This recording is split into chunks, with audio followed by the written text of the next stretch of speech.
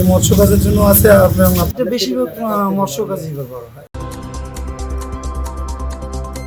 সারা দেশে বইছে তীব্র তাপপ্রবাহ, ব্যতিক্রম নয় রাজধানী ঢাকাও। সূর্যের প্রখর তাপ ও গরমে নাকাল জনজীবন। প্রচণ্ড এই গরমে বেড়েছে রাস্তার পাশে বিক্রি হওয়া শরবতের চাহিদা। চলার পথে হাঁপিয়ে ওঠা নগরবাসী গলা ভেজাতে পান করছেন বরফ মিশ্রিত বিভিন্ন শরবত। নোংরা পরিবেশ আর ময়লা মিশ্রিত পানিতেই বরফ তৈরি করছে কারখানাগুলো। আমাদের মাছ আছে কিছু, এই মাছগুলোতে উপরে দেওয়ার জন্য এই বরফটা লাগে। আমরা খাওয়ার জন্য না, আমাদের কোম্পানিতে কিছু মাছ থাকে, ওই মাছগুলা। কি কোম্পানি? গরিলা মাছ। কোন জায়গায়? এটা হচ্ছে আপনার তেজগাঁও।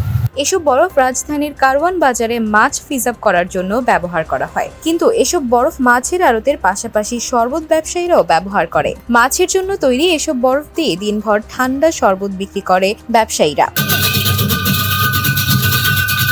আর এটা করে থাকেন বেশিরভাগ ফুটপাতে বিক্রি করা শরবত ব্যবসায়ীরা। বিষয়টি নিয়ে কথা হলে বিক্রেতারা বলেন, দূর থেকে আনা, আমাদের খুলনা সাতক্ষীরা থেকে আনা, বাগেরহাট থেকে আনা, আর মাঝে মাঝে আমরা চিটাগাং থেকেও আনি। যে মৎস্য কাজের জন্য আছে, আপনার খাবারের জন্য আছে। আমাদের যে বরফটা আসতেছে গাড়িতে, এটা খাবারের প্রয়োজন এবং এটা খাবারের জন্য করা।